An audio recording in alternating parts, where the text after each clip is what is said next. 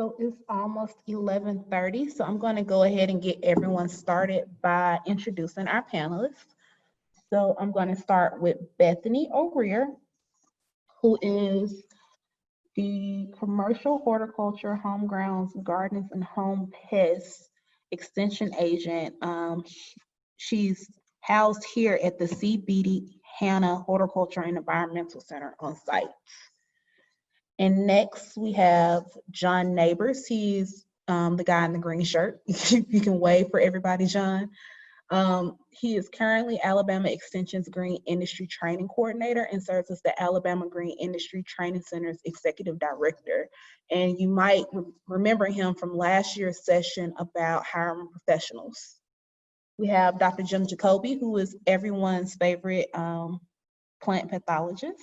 He is currently with the Alabama Cooperative Extension System as the Extension Plant Pathologist here at the Gardens at the CBD Hannah, I always forget how to say it, Horticulture and Environmental Center. And he has Caroline, who is his assistant, who is in the lab, and you can always bring up plants and any type of fungus or pest-related issues, samples here, so that they can help you all out.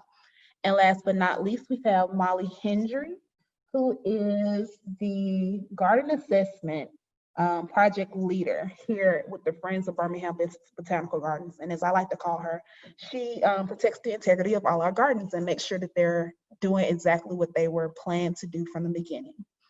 So these are our experts for today.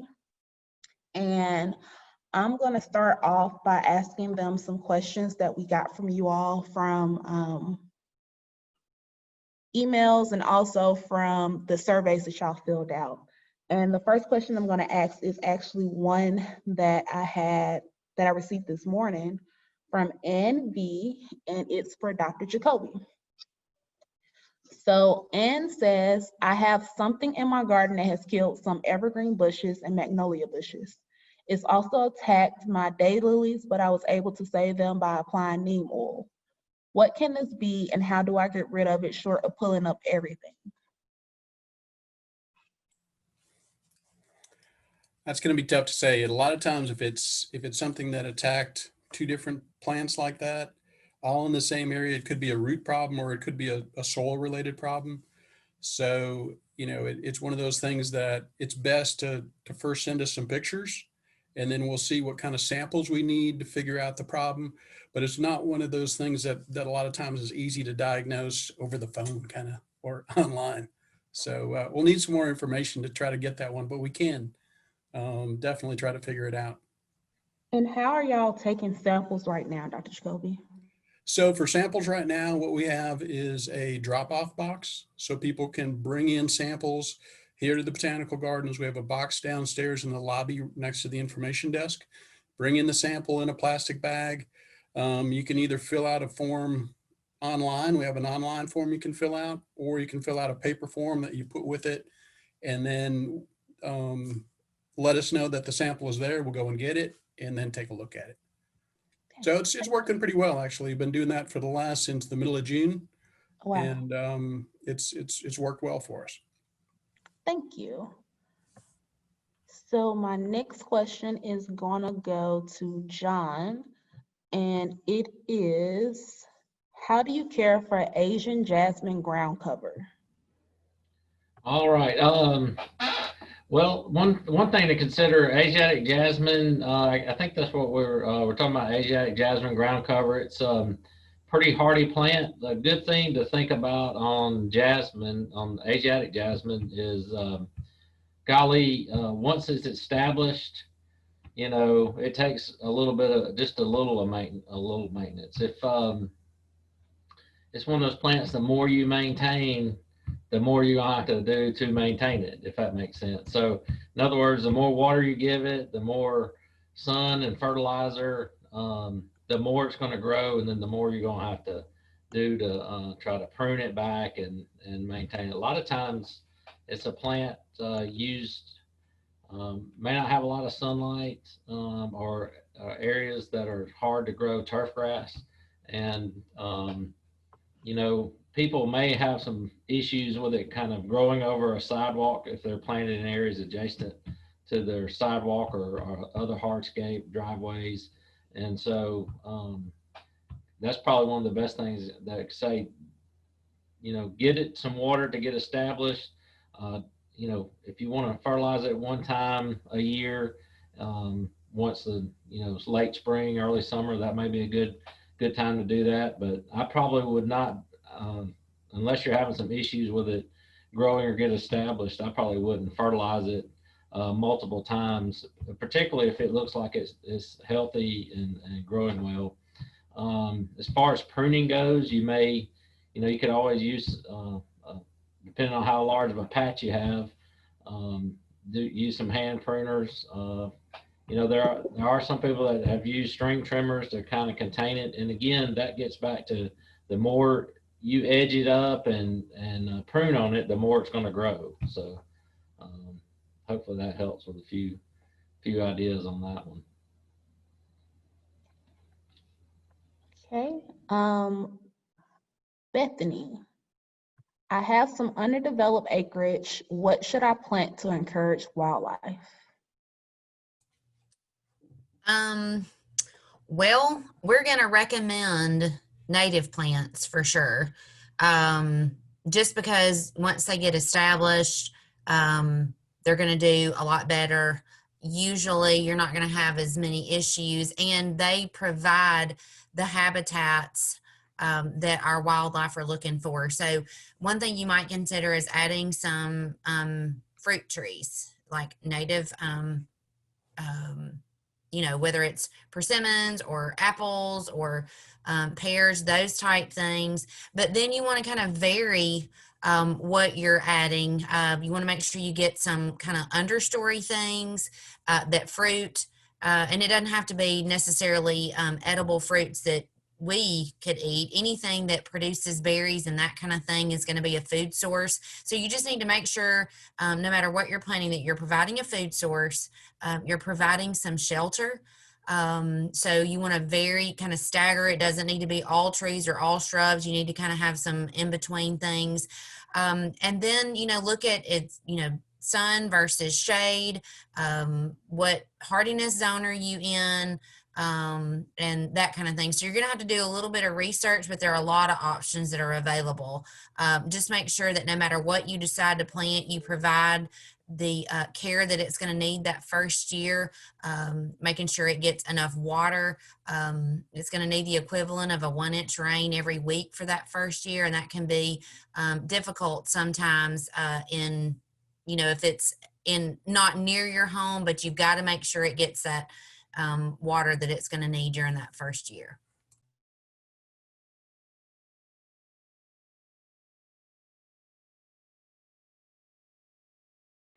And Molly, you've been working on some of our stormwater issues here at the gardens.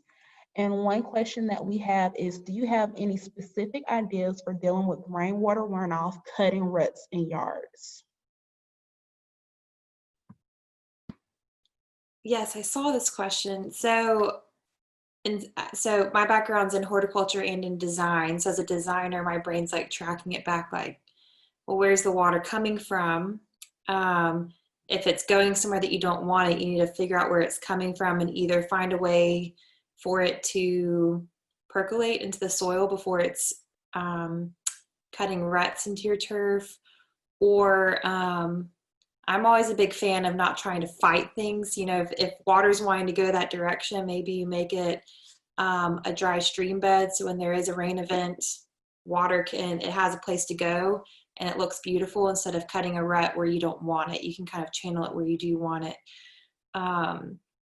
But you first need to know where the water's coming from and then figure out how you want to deal with that water. In Alabama, we're one of the wettest states. We get a very high percentage of rainfall. So no matter really where you are in the state, you're going to be dealing with water runoff. So we're always big fans of not passing it, being a good next door neighbor and not passing it on and making it someone else's problem, but trying to find ways for it to percolate back into the ground. So you could direct it into a planting bed with plants that are okay having moist soil.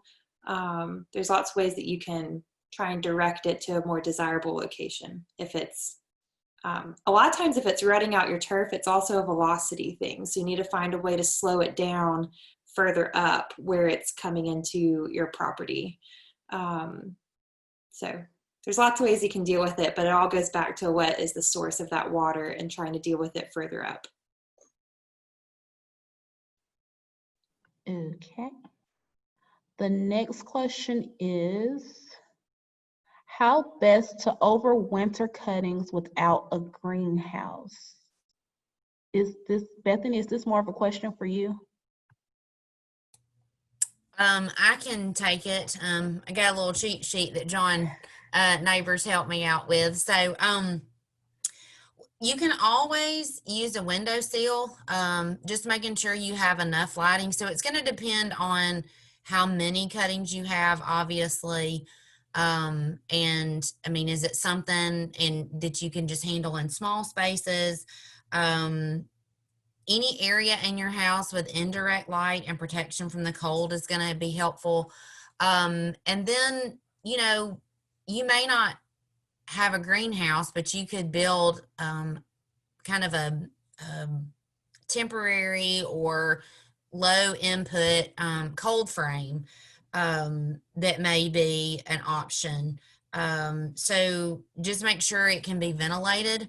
You know, obviously when it's super cold outside, you may not have to, but especially using clear plastic, those are going to heat up in the day. So you may have to open that and be able to provide air circulation. Otherwise, the relative humidity is going to be really high. You're going to have disease issues and that kind of thing. So there, you know, a couple of different options that you can do. It's just going to take a little bit of research, but it's all going to depend on the number of cuttings and what's going to work best for your home. Thank you. The next question is, I have a terrible time growing tomatoes in pots. Too much sun, too much water, not enough water, insects, squirrels. What insect sprays and what fertilizers should I use?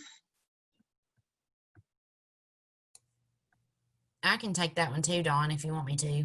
Okay. So there's always going to be the issue with wildlife. And so there's really not a good answer for squirrels and that kind of thing. I mean, you may be able to use netting of some kind, but then that's going to make it prohibitive trying to harvest the tomatoes. So that's always going to be a challenge. You know, related to sun, tomatoes really like sun. Usually the challenges are not having enough sun. And so you may have a nice tomato plant, but it doesn't really bloom. And if it doesn't bloom, you're not going to have fruit. So you've got to have enough sun for tomatoes. And then they are going to use a lot of water, but we just don't want too much at one time. Now, with the rain, we can't control that.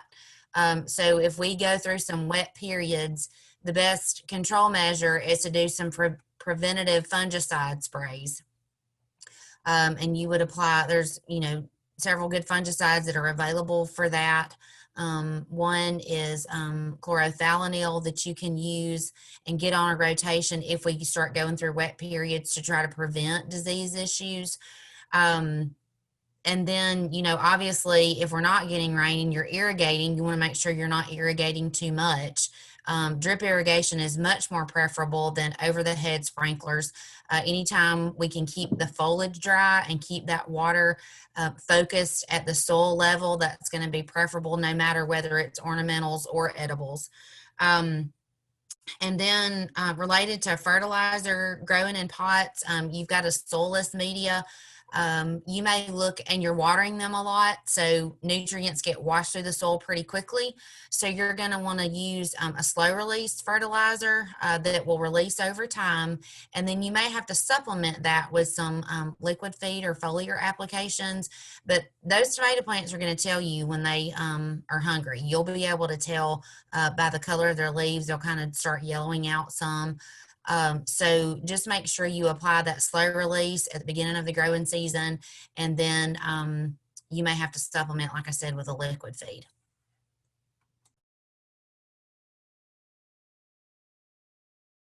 I have some questions that we received in the Q&A section. And one of them is, what is the best way to winter an aloe vera plant? I thought I killed mine last winter, but it did come back. Is anyone familiar with aloe vera and how to keep it? I'm thinking back to my grandmother and all them had aloe vera plants. They were always inside, you know, during the cold month. Now, when it got warm, they could move them outside, but usually, you know, back when it comes to grandmothers, you think about the old record players that were pieces of furniture, you know, and TVs. And so I can remember that always sitting inside on a dinner plate to catch the overspill of water. But during the cold months on that. So some protection would definitely be necessary on those. I don't know, y'all, some of you, Molly or Jim or Bethany, y'all might have some other thoughts, but I just thought of that. The best thing is to have it in a pot because you can have it outside in the summer and then it's really easy to bring it in the winter. I always have to think, I can't just like memorize what a plant needs. I kind of think of them as little people with personalities, and aloe vera is native to very warm, sunny, dry places. So you kind of want to cultivate that environment for it. So even when you bring it in the winter, you have to be careful because the temperature is going to swing by a window. You just want to make sure it's getting sun, but that it's not getting too cold. So there's kind of a balance there. I also remember old grow light, you know, those fluorescent plant lights. There would be over that record player too. So, so yeah, that helped.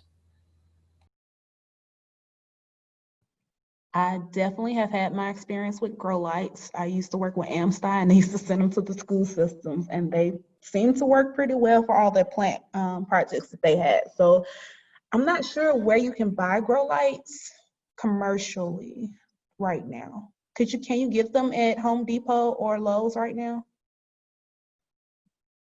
Possibly. Yeah, you know, online for sure, but I don't know, the technology's changed so much. But golly, you seem like you've seen the fluorescent bulbs that they used to have. Mm-hmm. Hardware stores. So our next question in Q&A comes from Patricia Tate, who was one of our presenters this year.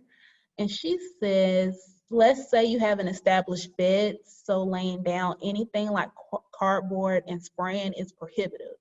What can I do for weed control? It's been overwhelming this year. I think that's a Bethany question.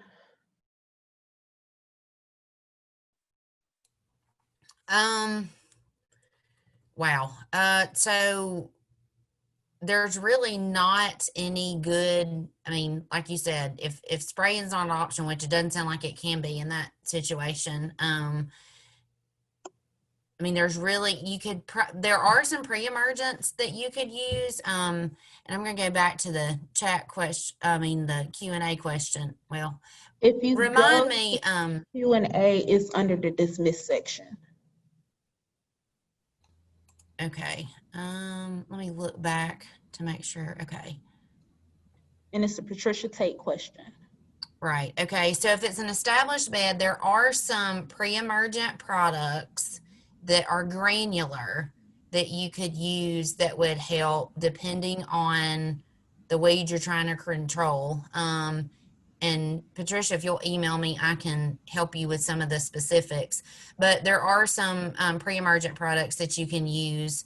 And then, you know, just making sure that you've got a good mulch layer in that existing bed area. That always helps. Obviously, we don't want thick mulch piled up at the base of the plants, but mulch can help inhibit weed growth, not prevent, but inhibit. And then depending on, you know, if there is a spot, especially if it's like shrubs as opposed to herbaceous plants, you know, you may be able to spot spray a non-selective herbicide like glyphosate or something similar to kind of take care of those individual weeds. You would just have to be careful, have the right nozzle so that there's not overspray. But it's kind of a combination of several different tactics to help with that issue. Yeah, I'd probably add to that too. Think about a lot of times sanitation. If you're trying to keep weeds out of shrub bed areas, that's, if you're up against an area that's not maintained, you let it get really tall, and then a lot of weed seed or have a lot of pressure from weed seed entering into that shrub bed, that could cause issues. Also, if you do any hand weeding, go ahead and remove those, put them in a bag, a can liner, remove them off site. Don't just pull them and throw them down, because a lot of times, depending on the stage of growth of that particular plant, the weed seed are right there. And so you're basically just seeding some more. So that helps on the weed pressure side. And then I had Dr. Dozer used to tell us a long time ago, a small weed is a big weed. And you know what? If you hand weed a lot, then you'll think about that. Yes. So any weed that's out there, if it's causing you an issue or problem, go ahead and try to do something about it. Even if you take a mechanical device, a tool, and just kind of chop it up a little bit and disturb it so it's not allowed to continue to grow and be successful, that'll help a lot of times before it reaches maturity and seeds reproductive growth stage. So. Okay, Dr. Jacobi, I have one for you again. My azaleas have brown spots on the leaves. What is the likely problem? My St. Augustine grass has 2 circular spots where the grass has died. What is likely the problem, and how should I treat it? Okay, on the azaleas, definitely, is it just little brown spots? Because sometimes they'll get some fungal leaf spots, and you can treat those with a fungicide like chlorothalonil. But look under the leaf and see if you got little brown spots, or even a lot of times we'll get lace bugs in the summertime. That will, if it gets bad enough, will make some brown spots on the leaves. So definitely check for that. And if it is, the lace bugs, we can use either insecticidal soap directed underneath the leaf to kill the lace bugs. That's usually pretty effective. But again, it's one of those things that, emailing me a picture of the azalea leaves, that helps. I can usually diagnose things pretty quickly if I just can get a picture of it, because there are a lot of things that might cause little brown spots. And on the St. Augustine, there's a couple things. We've gotten a lot of St. Augustine samples in. There's been a lot of samples of damaged St. Augustine, and the main thing has been a disease called take-all root rot. And that'll cause patches that die or decline in the turf. And there are some fungicides that can be used. They're not as good after you already have this patch of dead or dying grass. They're more preventative than curative. So there's one called Scott's Disease EX that's really effective. But we also, in the last couple of weeks before it started to get dry, and we saw some chinch bugs, and they'll also cause brown spots in the yard. So it's trying to figure out, is it a fungus and we can treat it with a fungicide, or is it something like chinch bugs and we have to use an insecticide? There's ways that you can identify chinch bugs, either just parting the grass and looking for them. They're black and white and about the size of a grain of rice, and they'll be down in the thatch or right along the stems on the outside edge of that dying patch of St. Augustine.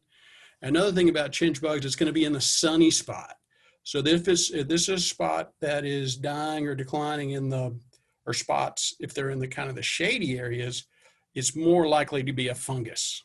Does that make sense? So those are a couple things to look for. And diagnosis of turf is by far the hardest thing to diagnose as far as a plant problem. So there can be a lot of things that can be involved in the problem. And again, emailing me a picture of it can start us on the right diagnosis before you buy something, and it might be the wrong product to use. Because sometimes I'll need to have a sample actually of that grass And that then we can for sure know what we're doing. We can make a good recommendation. Thank you.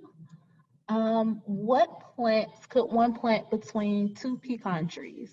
It gets AM sun and later PM sun also. I'm not sure who that question could go to. John, do you know anything about pecan trees? I missed the first part of it. The question is, what can you plant underneath them? Yeah, between two pecan trees. Between two. Well, typically, Molly may have some suggestions too. I don't know, but I think you know, if you consider morning sun as not very intense sun, late afternoon sun, you know, anything from 2 o'clock on is really, if you got that much afternoon sun, it's really considered full sun plants. So I'd probably start thinking about it in that regard. And thinking about pecan trees in general, they're fairly open canopy, although they do provide a fair amount of shade. So, golly, what kind of plants? It maybe just depends on what you're looking to do. Help me out. Anybody thinking of something there, design wise? Design wise, there's a lot more questions to be asked. Like, How are you big? looking for color in a certain season? Are you wanting a shrub? Or are you wanting like a low ground cover? My hunch is that you probably are thinking about shrubs. And pecan trees, it doesn't get more southern. So I would think of all those classic southerns, things like azaleas. There's a wide range of, there's such a wide range of azaleas. You could get encores, you have a spring and a fall bloom. Some of those can stay pretty low, but then you could do like an indica, those get pretty big, they're evergreen. That would be a very classic southern look. Gardenias love morning sun, but I would need to know a little bit more about like your moisture and your how intense that late afternoon sun is. But I think the answer to your question would be maybe just start asking the right questions from like a higher up level and just narrowing it down based on your priorities. So if you're trying to screen a view, you're going to want something that's evergreen. If you're wanting a long bloom time, you might want to go with an encore azalea or something like that. Really just depends on your taste, but there's a lot of options out there. And I find, you know, sometimes if you just type in a question, also the Southern Gardener's Book of Lists is a great resource that I use a lot as well. It'll give you different conditions in your garden. It might say in evergreen shrubs that love full sun, and it'll give you a whole list of shrubs that fit that category. So maybe decide what your top priorities are, and then look at some of those lists. And if you see a shrub that's kind of showing up in a lot of those different categories, that could be a good clue that might work pretty well.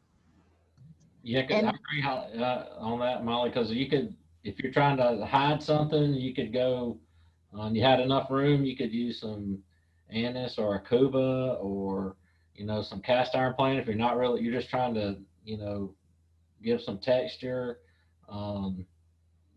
It could be, there's a whole host of plants that you could use. It just really just depends on what you're trying to do. So yeah, I think that's you know, a lot of times people are motivated by blooms and what colors or certain berry colors, and there's a lot of possibilities there.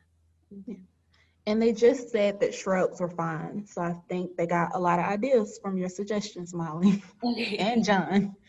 And also, every time I think about pecan trees now, since the library did a book all about truffles, all I can think about is an extension agent in Georgia that has been encouraging pecan growers in Georgia to plant truffles under pecans because apparently they're great for that. So There's I guess the Botanical Gardens Library, they might have that book that you're mentioning, Holly, Holly, about that. So And they are open for curbside pickup. So if you look for it on the Jefferson County Public Library webpage, you can reserve it and pick it up here. Okay.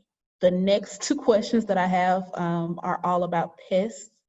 So I think that's Dr. Jacobi. I'm having a terrible time with armadillo damage. We decided it's our nature aeration, and I don't want to use insecticide in the lawn due to feeding birds and other wildlife. Is there any way to capture or control the armadillo? We have tried to trap, spray deterrent, and put out hot pepper flakes. Do you know someone who does this? I feel like that's really an Andy question. Yeah, I might have to defer that one to John or Bethany. I think trapping's probably your best option though. You know, but does maybe John or Bethany has a better answer. That's not my specialty. So they might be digging around for something that's in the turf or in the ground there, insect wise on that. So I know a lot of times if it's you know, they can be going after grubs in turf, and so armadillos will dig down and cause some issues with trying to locate them. And so it may be a question of what are they going after, and how can we solve that issue so they won't have any reason to be digging around there.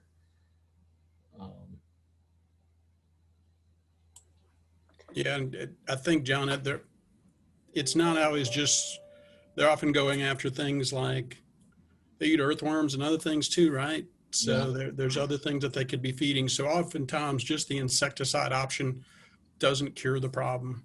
Yes. Yeah. I would agree with that.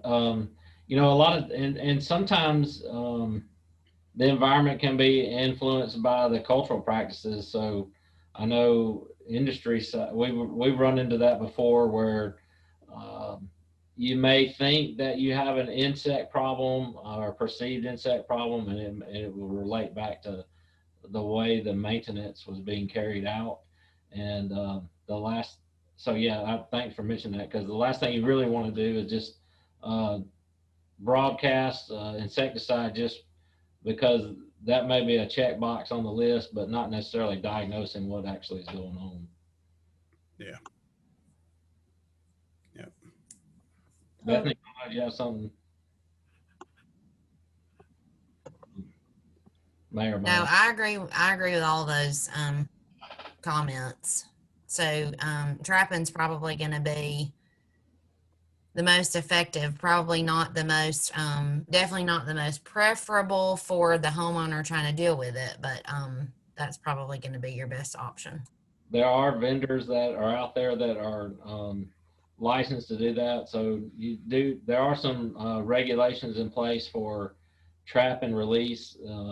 If you have like a heart trap that they'll get caught in there, not necessarily kill them. And so if you, to move animals, you do have to have a licensed provider do that. Now, if you're a homeowner and you got some land on a farm, and that's a different situation, but regulatory wise, there are some implications there.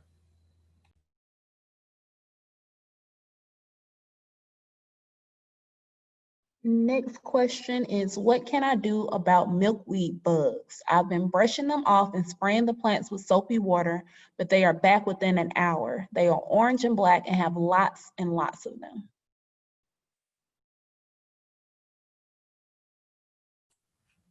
Bethany, what did we do last year when we had some questions about milkweed bugs? You remember? You remember the best option?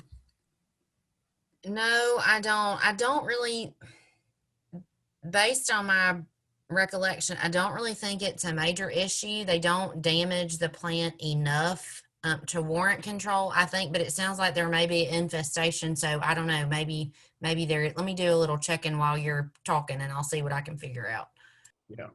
Yeah, let's do some checking on that one. I think they're mainly feeding on the seed, developing seed pods.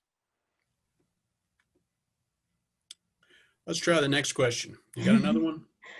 Yes, someone wanted, well, Patricia wants a recommendation for a vendor for the capture and release. traps? Let's see, I should be able to, I think I can get a couple of those and maybe I'll, post my email in the chat. Will that work? And then I'll see if I, Yes. how about that? Or unless you have it somewhere else, but. And if you're posting in the chat, be sure to select all panelists and attendees. That way the attendees can see it. Because right now, most people are just sending their questions to all panelists. So we're the only ones that can see them. Okay, all right. Yeah, I'll post that on there. And if you don't mind, just send me a quick, it could just be a one-liner and I'll get you a couple, you know, the vendors I've used in the industry in the past. I was talking to somebody the other day that they're like, no, they're not around anymore. So I'll need to do a little checking on that, but I can help you get something going on that.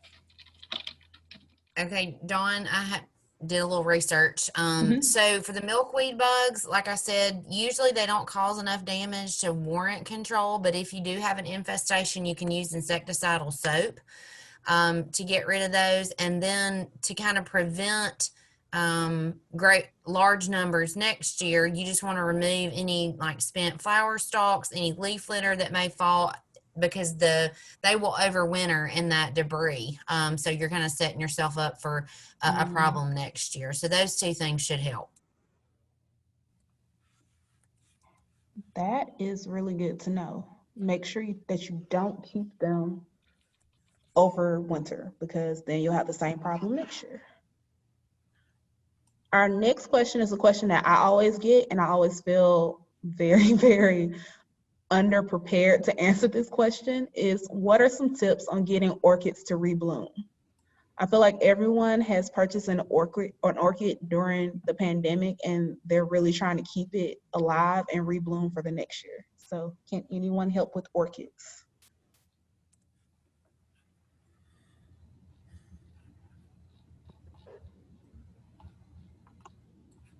Anyone? Well, I'd say don't throw the baby out with the bathwater on this one.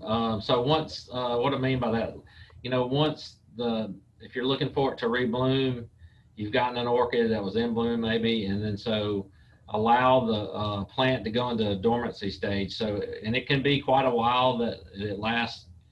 Golly, it may be 6, 7, 8 months, and then it's really just kind of resting and regenerating to get ready to bloom again. And so you want to apply some fertilizer, maybe just a balanced household liquid type fertilizer, maybe something like a 20-20, and then just follow the instructions on that.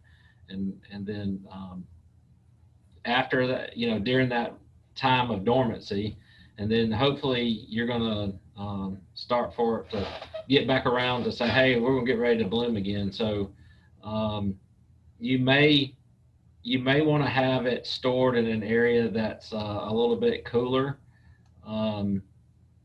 You don't want to keep it in direct sunlight. So you want a filtered light, or, you know, that bright afternoon sun of the windowsill probably would not be a good place for that. A little bit cooler, indirect light, and then hopefully during that period of time that months have passed, all right, and then you'll be seeing a new flower spike emerging. So you know, once that does happen, again, you know, you're still going to have to do some care with the orchid. You know, you got to pay attention to it, continue to water it, and make sure that you know, this process is going to be another month-long deal when it starts to bloom again. And if you're lucky, you can get it to bloom twice a year if you pay attention to it. And you know, once that bloom does also occur, that spike on there, you might want to think about having a way for it to support it. So you might need a stake and some loose tie that will help support that, and that'll probably encourage it to continue to develop as well. I don't know, anybody else have any other thoughts on that?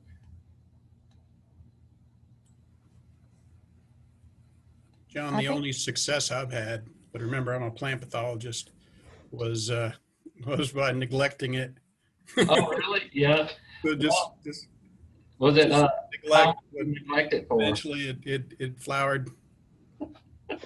I tried a bunch of things, and then when I just basically forgot about it, it flowered. You're like, oh, to quit messing with it. Okay. Yeah. Well, you know, that is a key. And it wasn't quick, was it? No, Mhm. it took a while. Yeah. And it's So, just about ready to bloom right now. so patient. This year, this summer and spring, I just didn't do anything with it other than just water it occasionally. Yeah. So yeah, so patience would be a key, and that's what I was saying. It could be months. It could be just you don't want to be impatient with it. And the key on houseplants in general, think about watering.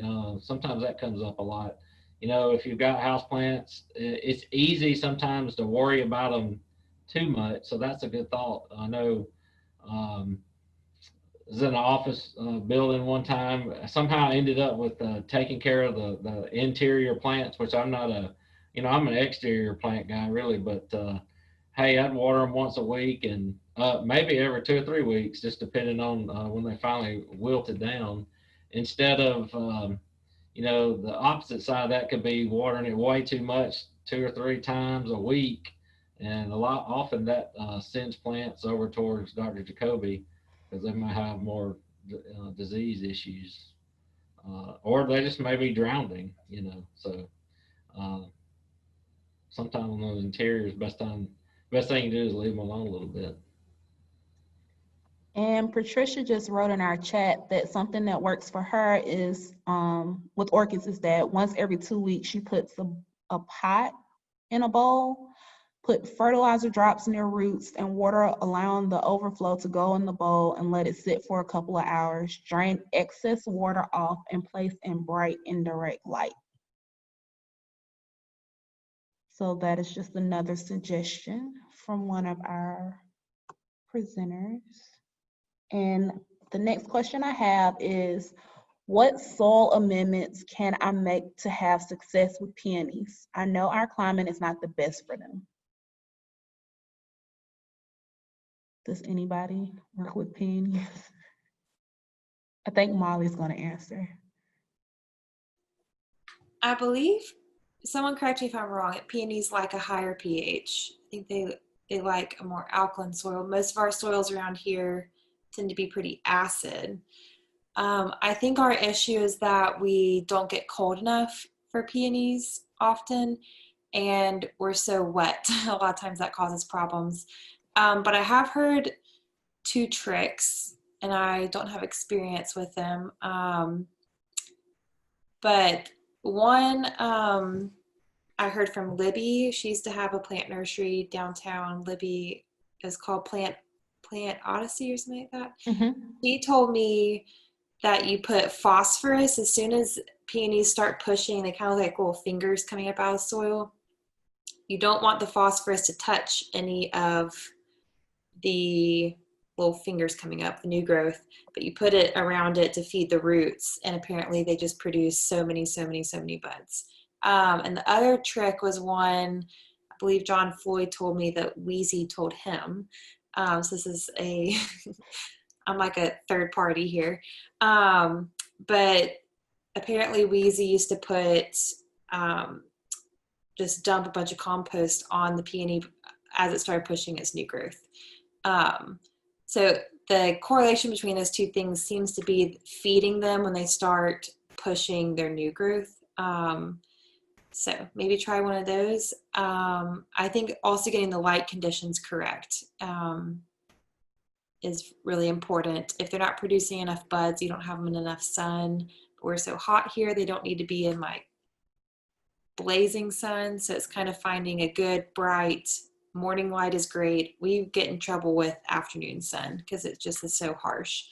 But if you get like 6 hours of sun, preferably morning sun, I think that's good. We have beautiful ones in our iris garden.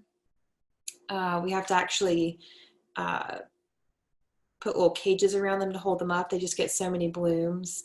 And that has kind of a high pine, bright filtered light canopy. And it gets good morning light. So those have been my experiences. but I live in an apartment, so I've never done any of this personally. Thanks, Molly. The last question from our surveys is, do variegated plants need more or less sunlight?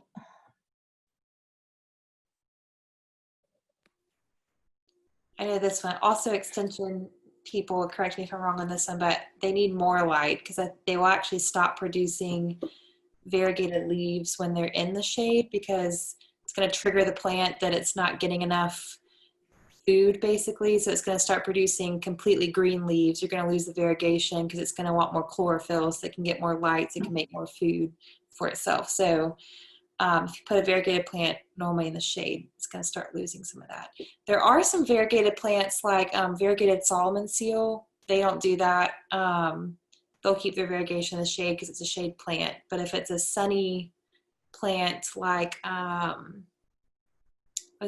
trying to think of an example. Like there's some variegated hollies or variegated pittosporum. They might start losing their variegation if you plop them in the shade.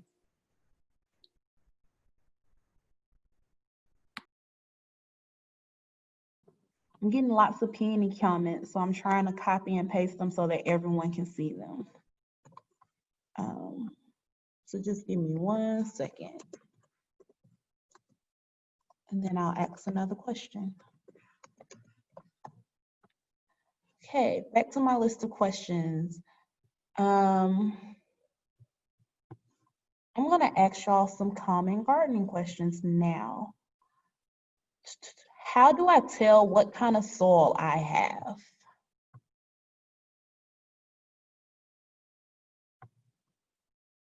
And I'm actually going to let Dr. Jacobi or Bethany answer that, since we have soil kits that people can pick up here, and just tell them about that process, please.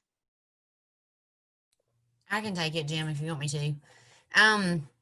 So basically, as Molly mentioned, most of our soils, especially in this area, are leading more toward the acid side, but it's hard to know exactly. And there are local, kind of pH meters and things that will give you an idea, but to really know what your soil, what the content is of some of the nutrients and micronutrients, you're going to need to do a soil test.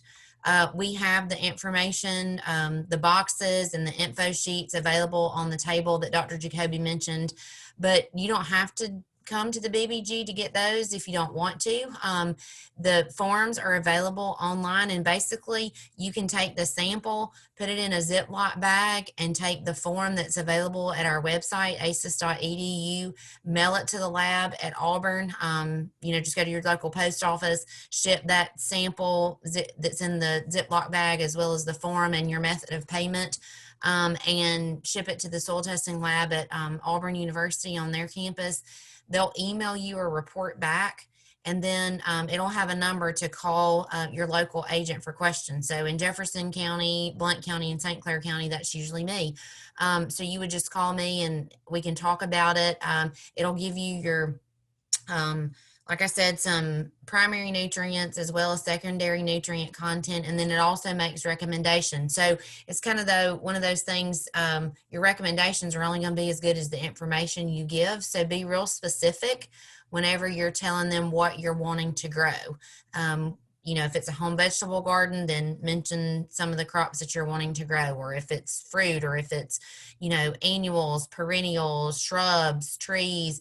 If you're talking about shrubs, then what kind of shrubs? Because azaleas have a different pH requirement than some of our other shrubs. So be as specific as you can be when you list the crop to be grown. And then they'll get that report back to you. And then if you have any questions, you can always call your extension agent, and we're able to access those reports from our computer, so we can look at it with you on the phone and answer any questions you may have. Thank you, Bethany. The next question is for Molly. How can I make sure I'm utilizing my outside space to its full potential?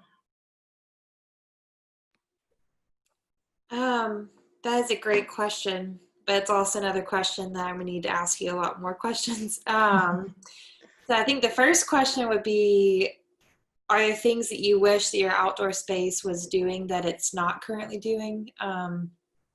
Like, do you wish that you could grow vegetables? Do you wish you had more flowering things? Do you wish you had vines?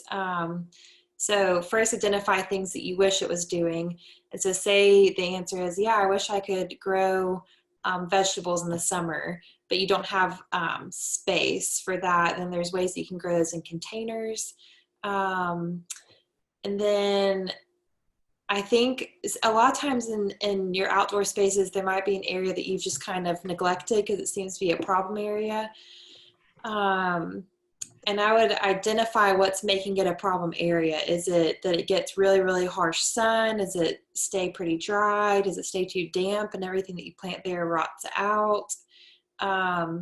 And maybe instead of fighting those things, try and think of a way that you could capitalize on those conditions and plant something that would actually enjoy those instead of trying to constantly fight against them.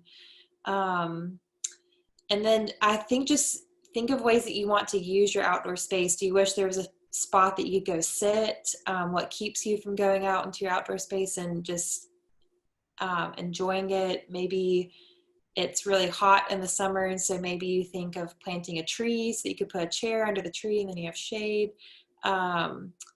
So I think every single space is going to be different. So there's going to be a million different answers to that question, but I think it really starts with identifying what you wish your outdoor space was doing, and then prioritizing those things so that every space can do all the things.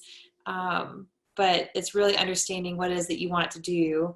And then if it starts doing the things, if you ask the right questions and respond to them in the right way, then you'll be using your space to its full potential based on what you want it to do, because there's a million different directions you can go, but you got to narrow it somehow.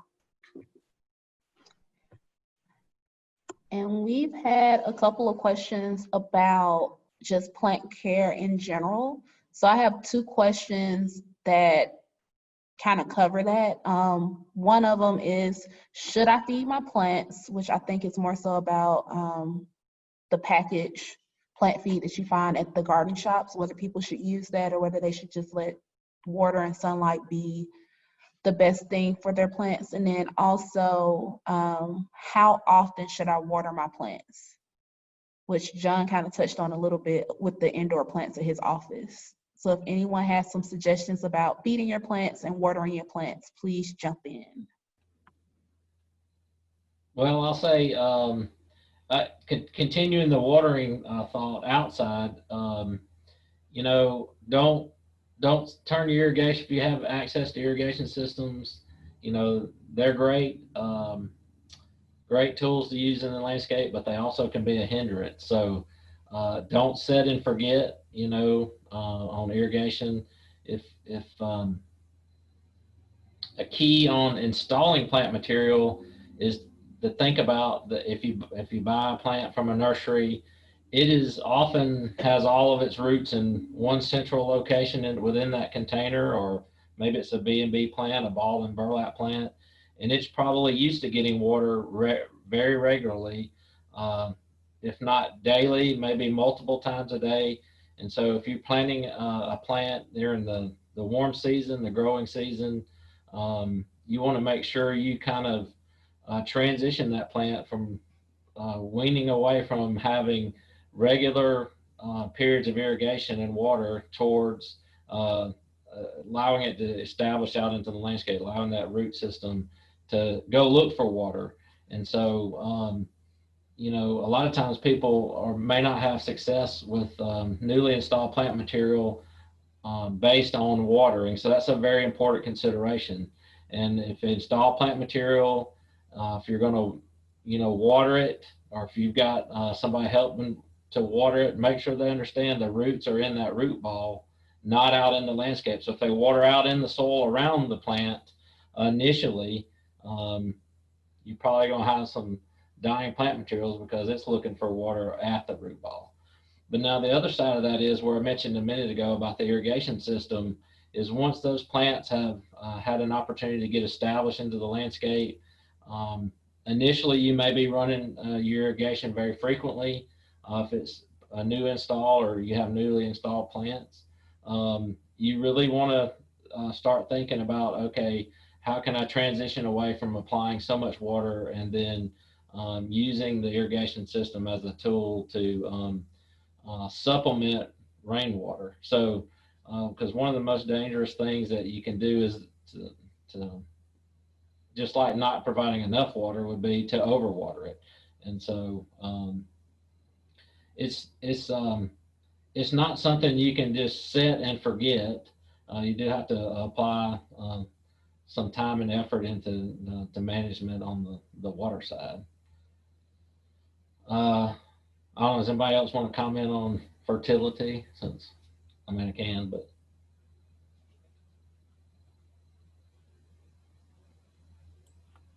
I think the comment about the soil test is a good place to start. See if it really needs anything. And a lot of established plants and trees and things like that may need minimal fertilizer, if anything. So only if it needs it. And because you can either, too much definitely can cause problems, just like too much water. So and just to build on that, I guess it's easy to kind of caught up into the, I need to fertilize 2 or 3 times when that may not actually be necessary. And it may be depending on the type of plant you're talking about. So if it's in your landscape and they're woody ornamentals and they're established, unless you may notice some deficiencies based on the way it's growing or the way the plant looks, you may not need to fertilize. But on the other side of that, if you're dealing with vegetable plants in the garden, in order to have some success, you're probably going to have to fertilize those regularly, or your annual color. You may have to fertilize those more regularly. So unfortunately with horticulture, and Molly has mentioned this several times, there's no one answer that fits every check box on that. But so just have to kind of determine what the use of the plant is and see what the ultimate goal is. Because even in vegetable land, if you keep fertilizing, you push growth of vegetable plants, you'll have a lot of nice looking plants, but you may not have any produce, any fruit that come on there because they're too busy. The plants are too busy growing. We have a question from Robert in our chat. I need to transplant a lantana camera. Should I wait until late October? And I'm not sure if I said that correctly. I haven't taken Latin in about 10 years. Dawn, I can take that one. And you guys can chime in if you feel differently. I mean, technically you can transplant or plant any time of the year for most things. It's just going to depend on how much care that plant is going to require after it's transplanted or planted. So we would typically recommend you move it November, just because usually September and October are usually our driest months. And so you're cutting its root mass, which is going to put it under stress anyway. And then you've got high temperatures. If y'all remember, and I hope to goodness we don't have an October like we did last year, but if y'all remember in October, we had daytime temperatures in the 90s. There was a 50-degree temperature swing in October of last year. So we went from really hot to cold by the end of the month. So, but those first few weeks were tough. So if you can wait, I would just wait until November, transplant it. Then whenever a frost comes in, kind of burns the foliage back, you can cut it back, mulch, if you want to for the winter. But just make sure, no matter what you do, that it gets enough water, because those roots are still growing, even though the top's not growing. So, you're going to need to provide a little supplemental water until it gets established. Obviously, the winter rains are going to help with that, but just make sure that it doesn't dry out, because you are cutting that root mass. And so therefore it's only for a while, it's only going to have access to the water that's in that particular planting hole until the roots establish themselves. I think I definitely agree with that, Bethany. I'm wondering with lantana, since sometimes it doesn't always overwinter, if we move it before winter, do you think that would increase the chances of it not overwintering because it wouldn't be established yet before we go into winter? What do you think?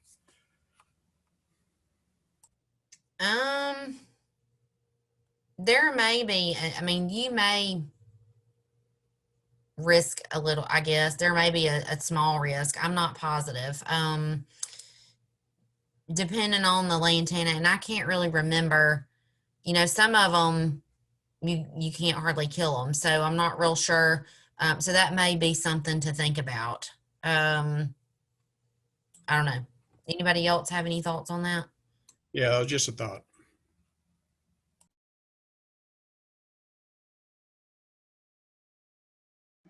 All right, we're winding down and it's almost 12:30. So I just have one last question that I want to ask y'all because I feel like this is a question that a lot of people ask us here at the gardens and also landscapers and other people that work with plants. And that is, let me find the right wording. Are cheap plants more likely to die, or is it okay to buy cheap plants from like Home Depot or Lowe's from the clearance section?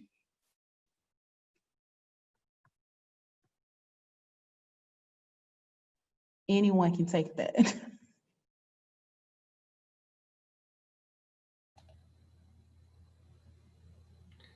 Well, no, I'll throw out the first round on it, and then y'all chime in. It may depend on the plant. You know, if it's in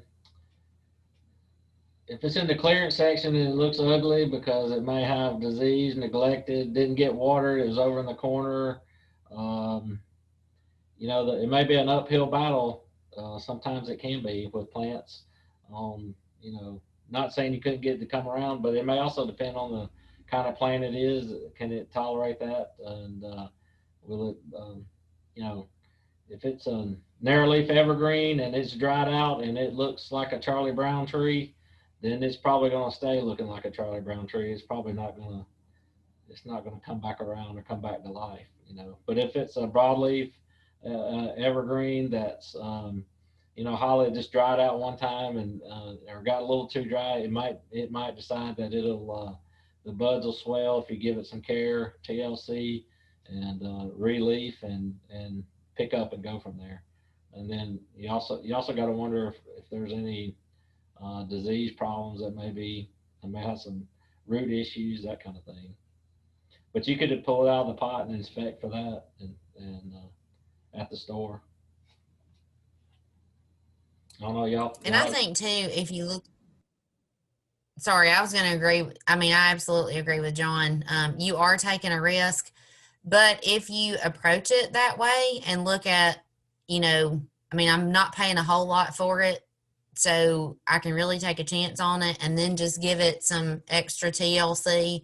You don't really have a ton to lose usually, so it may be worth the risk, especially once again, if it just looks bad, maybe it's been neglected. Now I'm going to go back to John's comment. If you see spots on the leaves or you flip the leaves over and you've got like aphids or scale on the back of those leaves, I don't care how cheap it is. I'm not going to bring it home to my garden because I don't want to infect all my other plants and then start having to control what was a small problem and has now become a large problem. But if it's just been neglected, didn't get a lot of water, maybe a branch was broken off, and you can kind of prune that out and baby it to bring it back, I think it's worth the risk, but only in those cases. I don't want to bring disease or insect problems no matter how cheap they are. Yeah, I agree. I think one of the biggest ways that we bring disease and insect problems is by introducing it on plants that we bring. And so make sure that the plants that you're bringing are healthy. Again, if it's just maybe it got dried out at the garden center, that's one thing, but spots or other issues, definitely be careful. And one thing about buying at like a big box store, like a Home Depot, Lowe's, Walmart kind of place versus some of our smaller nurseries is just the variety that you would find at a smaller local place and the knowledge that would be there. So I think buying cheaper plants like annuals or something that you're going to be throwing out at the end of the season is great, but a lot of times I worry that a lot of our local knowledge of plants is going to be lost, as if we are not supporting our local garden shops that maybe their prices are a little bit higher than a Walmart because they're not buying in these mass produced all the same variety that you could go to Lowe's, Home Depot, Walmart, and they're going to have all the same things pretty much. We're losing a lot of the variety in our landscape. And so I think pick and choose what you buy at the big box stores, but then also support those local places that have really interesting plants, varieties that you aren't going to find anywhere else. And so be mindful of where you're maybe weighting your money. Makes total sense to buy some things at a big box store where it's cheaper, but then really be thoughtful about supporting local places as well. And if you're a member of the Friends of Birmingham Botanical Gardens, we have a lot of local nurseries that we have relationships with, and they give our members discounts. All you need is your membership card, you flash it to them, and they'll give you a discount on some of the plants that you buy from there. And if you don't have a membership card, you can always email or call us and we can get that out to you. And if you haven't become a member, you can always go to our website or call me and I can sign you up for a membership today so that you can get some of those deals. And if you're interested to find out who some of those partners are, if you go to our YouTube page, this is where we're going to post this video and where we've been posting all of our other Lunch and Learn videos. You'll see videos about some of our local nursery partners that offer discounts. And so all that information is on YouTube and also on our Facebook page. And I just want to thank everyone for coming and listening to us today. And thank you, John, Dr. Jacobi, Molly, and Bethany for agreeing to be on my panel today. I think y'all were the easiest people to get for the panel ever. I feel like the panel, the experts panel is always a little bit daunting for people, especially when we have it in person. It's for the panelists and also for the attendees. So I just want to really thank y'all for doing such a great job and for agreeing to do this. And I want to thank our attendees for showing up and asking some really cool questions. And we will see you all next year for our 2021 Lunch and Learn series. This is our last Lunch and Learn, y'all.